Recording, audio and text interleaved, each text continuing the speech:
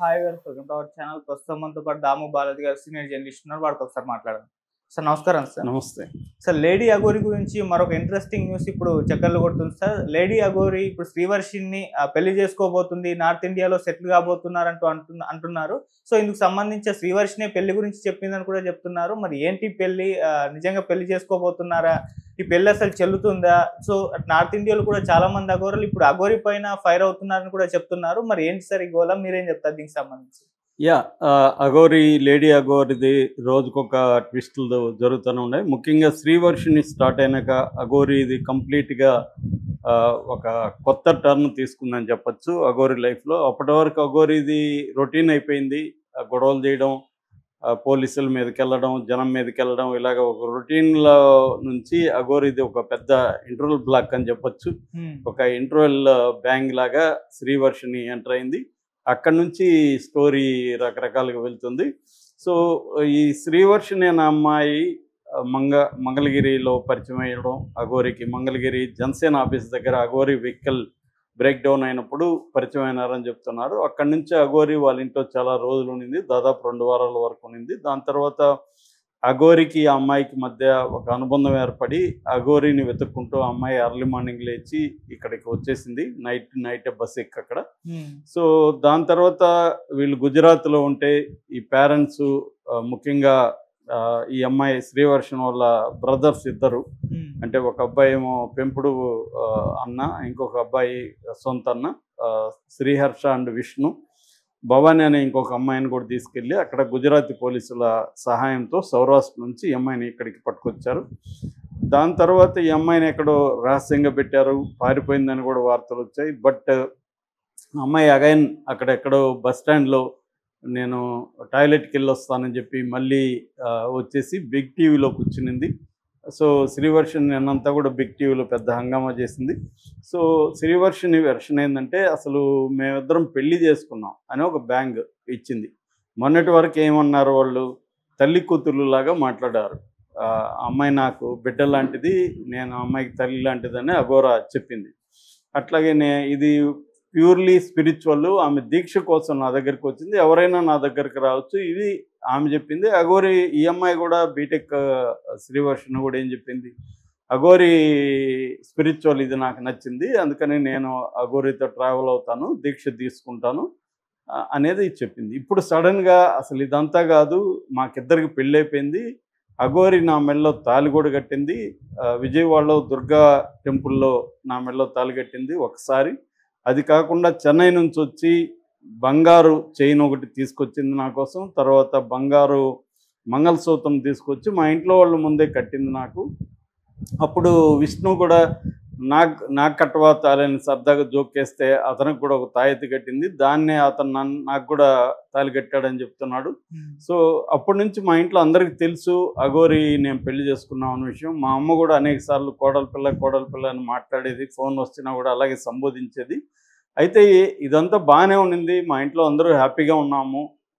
విష్ణునే జలసీతో తట్టుకోలేక అతనే దీన్ని చెడగొట్టాడు. మా ఇంట్లో వాళ్ళకి అఘోరి మీద నా మీద వ్యతిరేకత క్రియేట్ చేసి ఇదంతా చేసింది విష్ణునే. విష్ణు గతంలో కూడా నన్ను కొట్టేవాడు, చివరికి పీరియడ్స్ వచ్చినా కూడా కొట్టేవాడు, ఇవన్నీ ఆరోపించింది. సో ఆ తర్వాత బిగ్ టీవీ వాళ్ళు అఘోరితో కూడా మాట్లాడారు. అఘోరి చెప్పేది ఏంటంటే, అవును పెళ్లి చేసుకున్నాం మీ ఇద్దరు, ఎవరు కాదన్నావునన్నా తను నా భార్య, సో మేము ఇద్దరం కాపురం చేస్తాము, నేను నార్త్ ఇండియాలో ఒక జాగా కూడా చూసాను, అక్కడ పెద్ద విల్లా కట్టి ఆమెను మహారాణిలాగా చూసుకుంటా, ఈ డైలాగులంతా అఘోరి, లేడీ అఘోరి చెప్తుంది. సో వాళ్ళ ఇంట్లో వాళ్ళతో కూడా మాట్లాడారు ఆ టీవీ వాళ్ళు, ఎవరు వాళ్ళమ్మ స్వరూపతో వాళ్ళతో కూడా మాట్లాడితే వాళ్ళు సేమ్ ఇదే చెప్తున్నారు. అఘోరి మా పాపకి ఏదో మందు పెట్టేసింది, వశీకరణ చేసుకునింది, అప్పటి నుంచి మా పాప ఇలాగ బిహేవ్ చేస్తుంది అనేది వాళ్ళు ఆరోపిస్తున్నారు. సో ఇప్పుడు ఈ అమ్మాయిని మేము వచ్చి తీసుకెళ్తాము హైదరాబాద్కి వచ్చి కూడా అంటున్నారు. ఈ అమ్మాయి నేను మేజర్ని, నాకు 23 ఏళ్ళు, నా ఇష్టం వచ్చిన వాళ్ళతో ఉండొచ్చు అనేది ఈ అమ్మాయి చెప్తుంది. ఇక్కడ ఇప్పుడు అనేక కోణాలు ఉన్నాయి. ఒకటేమో సనాతన ధర్మం అని అఘోరి మాట్లాడుతుంది. ఫర్ ఎగ్జాంపుల్ ఈ హోల్ స్టోరీని మనం ఒక సినిమాగా తీసామనుకో, ఇదే సనాతనవాదులు హిందూ బ్యాచ్ అంతా కూడా సినిమాని ఆడనిస్తారా? ఆ సినిమా తీసిన వాళ్ళు కొట్టకుండా ఉంటారా? ఎందుకంటే నువ్వు అఘోరీ పేరు చెప్పి మా హిందూ సంప్రదాయాన్ని ఒక అఘోరీ ఒక అమ్మాయిని పెళ్లి చేసుకుందని ఎలా చెప్తావు నువ్వు సినిమాలో అని మనల్ని నిలదీస్తారు. కానీ ఇక్కడికి వచ్చేసరికి ఈ అఘోరీ సనాతన ధర్మం పేరుతో ఇవన్నీ చేస్తున్నా కూడా ఎక్కడ హిందూ సంఘాలు కానీ సనాతనవాదులు కానీ ఎవరు మాట్లాడట్లా. ఎందుకంటే సనాతన ధర్మం పేరు చెప్తుంది కాబట్టి వదిలేస్తున్నారు. నిజానికి అఘోరీలు పెళ్లి చేసుకోవడం అనేది మామూలుగా అఘోరీలు ఇలా బిహేవ్ చేయడమే విచిత్రమైన విషయం. చాలాసార్లు చెప్పాను నేను. ఇక పెళ్లి చేసుకోవడం అనేది వింతల్లోకి వింత. అఘోరీ అంటేనే సకల బంధాలని తెంచుకొని వెళ్ళిపోవడం. అట్లాంటిది అఘోరీ బంధాలని తెంచుకోవడం కాకుండా పెంచుకోవడం కోసమే ప్రయత్నిస్తున్నట్టుగా మనకి ఈ సంఘటన అర్థమవుతుంది. ఈ అఘోరీ ఏంటంటే ఇది ఒక సినిమా వేషం లాగా ఉంది కాబట్టి రియల్ అఘోరీ అనేది కాదు. చాలామంది రియల్ అఘోరీలు కూడా మాట్లాడుతున్నారు ఈమె అసలు అఘోరీ కాదు, ఏమి కాదు, వేషం వేసుకొని డ్రామా చేస్తూ డబ్బులు సంపాదిస్తూ మంచిగా కారు లగ్జరీగా లైఫ్ బ్యాంక్ బ్యాలెన్స్లు 4-5 అకౌంట్లు పెట్టుకొని చేస్తుంది అని చెప్తున్నారు. ఇప్పుడు ఈ అమ్మాయి చెప్పే దాంట్లో కూడా బంగారు గొలుసు తేవడం, బంగారు మంగళసూత్రం తేవడం, ఈ అమ్మాయిని గుజరాత్కి ఎక్కడి నుంచి I-20లో తీసుకెళ్ళడం, ఇదేంటి ఐఫోన్ వాడడం, వాళ్ళ ఇంట్లో వాళ్ళు కూడా చెప్తున్నారు కేసులు కొద్దీ బీర్లు బిర్యానీలు ఇవన్నీ ఎక్కడి నుంచి వస్తాయి అమ్మాయి? ఖచ్చితంగా అఘోరీ లేడీ అఘోరీ ఏదో ఒక రెవెన్యూ మోడల్ అయితే క్రియేట్ చేసుకుంది. అంతవరకు అఘోరీని మనం మెచ్చుకోవచ్చు. అంటే ఇతని అసలు పేరు వచ్చి అల్లూరి శ్రీనివాస్ పారిపోయి తను సెక్సువల్ ట్రాన్స్మిషన్ ఒక ఆపరేషన్ సర్జరీ చేసుకున్నాడు. ఆ సర్జరీ తర్వాత అమ్మాయిగా మారిపోయారు. తను అనేకసార్లు చెప్పాడు కూడా, నాకు అసలు చిన్న ఒక హోల్ ఉంటుంది అంతే, అక్కడ ఇంక వేరే ఏం అంగం కూడా లేదు, నేనెందుకు పెళ్లి చేసుకుంటా, నేనెందుకు ఈ అమ్మాయిని సెక్సువల్గా చూస్తా అని అఘోరీ చెప్పింది ఒకప్పుడు. ఇప్పుడేమో ఇది మా ఇద్దరిది స్పిరిచువల్ బంధము, సెక్సువల్ కాదు అని చెప్తుంది. అయితే ఇక్కడ చాలామందికి డౌట్లు ఏంటంటే అసలు ఈ పెళ్ళి లీగల్గా చెల్లుతుందా? మామూలుగా మనకి ఏంటంటే ఎల్జిబిటీ అనే ఒక కాన్సెప్ట్ ఉంటుంది. ఎల్జిబిటీ ప్లస్ అంటారు. ఎల్జిబిటీ ప్లస్ అంటే లెస్బియన్, జి అంటే గే, తర్వాత బి అంటే బైసెక్సువల్, టీ అంటే ట్రాన్స్జెండర్, ప్లస్ అంటే మళ్ళీ చాలా ఉన్నాయి. క్వీర్ ఉంది, అసెక్సువల్ ఉంది, తర్వాత పాన్ సెక్సువల్ ఉంది, నాన్ బైనరీ ఉంది, ఇంటర్సెక్స్ ఉంది. ఇలాగా ఒక పెద్ద లిస్ట్ ఉంటుంది అన్నమాట. అంటే ఇక్కడ 2 రకాలు మనకు అర్థం కావాలి. ఒకటి sexual orientation, 2 gender identity. Gender identity అంటే నేను మగవాడిగా నన్ను నేను గుర్తించాను, ఇది నా జెండర్ ఐడెంటిటీ, నేను మగవాడు మేల్ పర్సన్ అనేది నా జెండర్ ఐడెంటిటీ. అట్లా కాకుండా ఇంకొకరు మేల్ బాడీలో ఫిమేల్గా ఫీల్ అవ్వచ్చు. ఇప్పుడు నేను మేల్ బాడీ, నాకు మేల్ బాడీ ఉంటుంది కానీ నేను ఫిమేల్గా ఫీల్ అవుతున్నా. సో అప్పుడు నా జెండర్ ఐడెంటిటీ ఫిమేల్ అనమాట. సో దాన్ని జెండర్ ఐడెంటిటీ అంటారు. సెక్సువల్ ఓరియంటేషన్ వేరు. నేను మేల్ బాడీగా ఉండొచ్చు, మేల్ జెండర్గా ఉండొచ్చు, కానీ నేను అమ్మాయిల పట్ల ఆకర్షితం కాకపోవచ్చు, నాకు అబ్బాయిలంటే ఇష్టం కావచ్చు, లేదు నాకు ఇద్దరూ ఇష్టం కావచ్చు, లేదు అసలు నాకు సెక్సే ఇంట్రెస్ట్ లేకపోవచ్చు, లేదా నాకు కన్ఫ్యూజన్ ఉండొచ్చు, నాకు ఏది ఇష్టమో నాకే తెలియకపోవచ్చు. ఇలాగా రకరకాలుగా ఉండడాన్ని సెక్సువల్ ఓరియంటేషన్ అంటారు. సో ఇప్పుడు ఇలాంటి ఇప్పుడు అఘోరీ పరిస్థితి చూస్తే మనం, ఒకప్పుడు అబ్బాయి శ్రీనివాస్, ఆలూరి శ్రీనివాస్, ఆ అబ్బాయి మనసులో అమ్మాయిగా ఫీల్ అయ్యారు. సో అమ్మాయిగా మారిపోదాం అనుకున్నారు.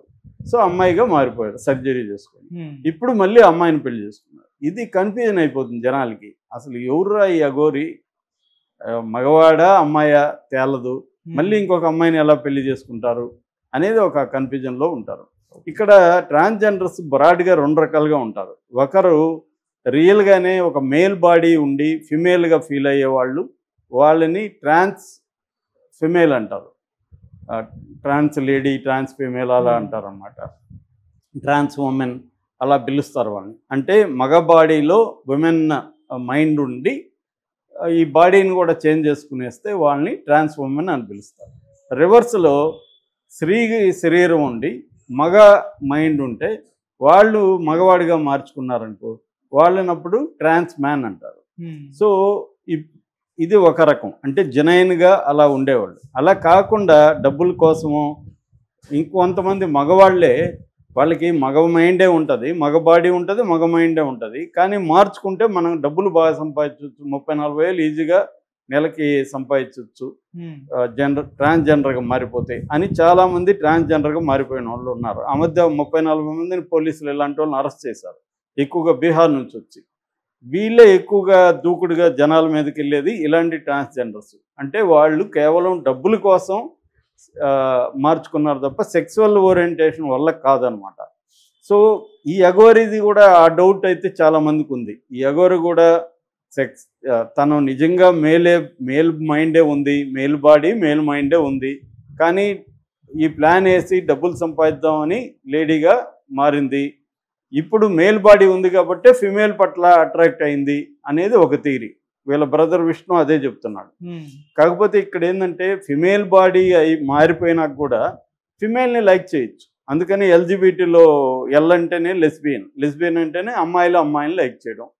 సో అమ్మాయిలు పెళ్ళిళ్ళు చేసుకుంటున్నారు, అబ్బాయిలు పెళ్ళిళ్ళు చేసుకుంటున్నారు. కానీ లీగల్గా ఇండియాలో ఇలాంటి పెళ్ళిళ్ళు చెల్లవు. ఇండియాలో మనకి హిందూ మ్యారేజెస్ యాక్టు, తర్వాత స్పెషల్ మ్యారేజెస్ యాక్ట్ 1952, ఈ 2 చట్టాలు ఉన్నాయి పెళ్ళిళ్ళకి సంబంధించి. ఈ 2 చట్టాలు కూడా హెట్రోసెక్సువల్ మ్యారేజెస్ మాత్రమే యాక్సెప్ట్ చేస్తాయి. హెట్రోసెక్సువల్ అంటే ఒక మేల్ ఫిమేల్ మధ్య మ్యారేజ్ని మాత్రమే గుర్తిస్తాయి. మేల్ ఫిమేల్ లేకపోతే ట్రాన్స్జెండర్ ఫిమేల్ ఇది గుర్తించవు అనమాట. అందువల్ల వీళ్ళిద్దరు పెళ్ళి లీగల్గా చెల్లదు. అట్లని వీళ్ళు పెళ్లి చేసుకోవడం తప్పు కాదు. ఎందుకంటే సుప్రీంకోర్టు 2022లోనే క్లియర్గా ఏం చెప్పిందంటే లివ్ ఇన్ రిలేషన్షిప్ ఉండొచ్చు అని చెప్పింది. అయితే లివ్ ఇన్ రిలేషన్షిప్లో హక్కులు ఉండవు, లిమిటెడ్గా ఉంటాయి. హక్కులు అంటే వారసత్వ ఇది ఉండదు. వీళ్ళిద్దరు రేపు ఈ అమ్మాయి విడిపోయి అతని మీద భరణం కేసు వేయడానికి లేదు. నాకు భరణం ఇవ్వాలి, ఇతను నన్ను మోసం చేశాడు, భరణం ఇవ్వాలని వేయడానికి లేదు. ఆ అమ్మాయికి రక్షణ లేదు. మ్యారేజ్లో ఒక స్త్రీకి ఉండే రక్షణ ఈ అమ్మాయికి ఉండదు అనమాట. సో కాబట్టి అట్లాగే వాళ్ళు చెప్తున్నారు మేము 2 పిల్లల్ని కూడా సాక్కుందాం అనుకుంటున్నాం. అది కుదరదు లీగల్గా. ఎందుకంటే మ్యారేజ్ అని గుర్తించినప్పుడు దంపతులే కానప్పుడు దంపతులు పెంచుకోవడానికి బిడ్డని ఇవ్వరు అనమాట. సో ఏదైనా ఇల్లీగల్గా తెచ్చుకోవచ్చు తప్ప లీగల్గా అయితే కుదరదు. అడాప్షన్ అనేది కూడా కుదరదు. కాకపోతే ఏంటంటే ఇలాగా 1,000,000 పెళ్ళిళ్ళు జరిగిపోతూనే ఉన్నాయి. ఇదైతే క్రిమినల్